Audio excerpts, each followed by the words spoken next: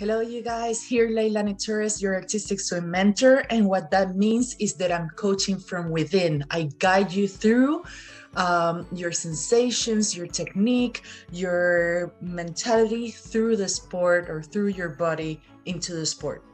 And today we're going to talk about, I put out like a little survey of what you wanted to know on Instagram.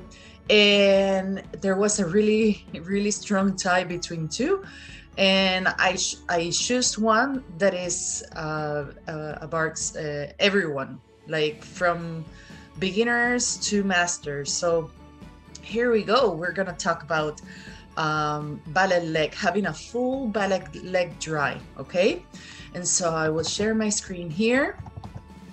Here we go, and show you.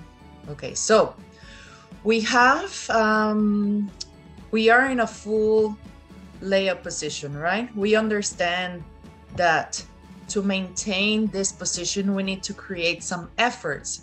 There's one effort that we need to distinguish, actually two efforts.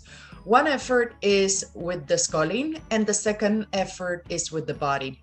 Usually we rely mostly on the sculling. I hope you can see my cursor. Like you see the hands, look at where she has them right underneath her hip. So one effort comes from creating a good support of those hands underneath the hip as much as possible, right? But it's not the only effort, and that's where we really need to focus on, because if we could do most of the effort with the body, then we can really maintain most of our bodies on the surface. And why is that? Because we are right now, for example, normal, this is normal, that she's creating leverage, like pulling a little bit her body up to push or lift her leg up. If we teach our athletes to use the hip rotation, and this is key, a hip rotation, so that the leg, the body stays in a layout position, and added to that, the athlete can use the leg on its own to get lifted, then we are maintaining our full bodies on the surface. And I will show you a little bit more what I mean. The music. Okay, so here is underwater, and this is great way to understand. That's her full leg dry, or as much dry position as possible, right?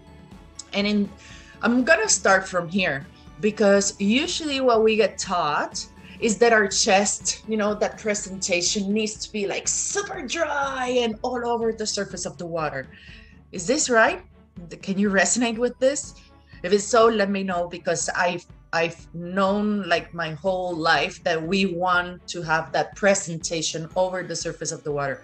But at the same time, in the FINA rule book, it's not said, but we understand that the higher this leg is over the surface of the water, the higher will be the points, right? So if you notice in this position, there's no lower back arch, right? There's actually like a little bit of a curve, because she's tucking her bum, her hip through to get that leg over the surface of the water. She's really tight in this position, eh? It's not like you can be in this position in like a spaghetti and all over the place muscles, right? Like you really need to be super tight, like understand your body to block the hip rotation through. And then there's that extra pressure that a lot of coaches talk about, extending through the toe and through the top of the head. And I will add one more thing to this. You see this area right here? Here is where our lungs are, right? And this is where our center of gravity is, right? So what we need to create is a balance between these two. Yes? So in biomechanics, what they search for is this balance to keep everything in the same horizontal line. And of course, if we maintain the balance between these two, then we're really going to be much, much, much over the surface of the water. And what does that mean? What are you wanting to tell me with this? Well, then we can create leverage with our lungs or with our chest or with our upper body in relation to our hip. And again, Lei, what do you want to tell me? You need to search for an intention to push this underwater. So it feels like you're leaning back like very strongly and tucking your bum through to level those two efforts out. If you understand how to create these efforts, I'm telling you that it's really hard for you to not be dry in this position, right? So I hope that you, first of all, that you understood what I wanted to say in this short video. There's much more to know, but this is a good start. Please do ask me what if you didn't understand the concept.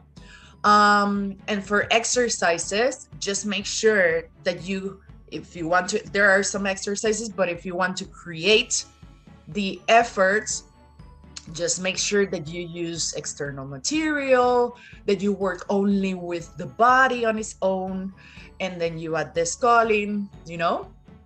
The effort of the sculling is the same.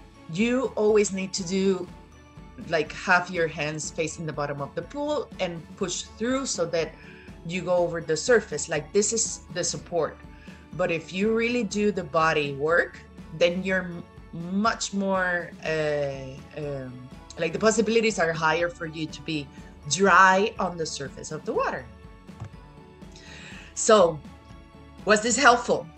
Please let me know if this was helpful, and I will keep on bringing you more of these technical talks in the future. Take care. Bye.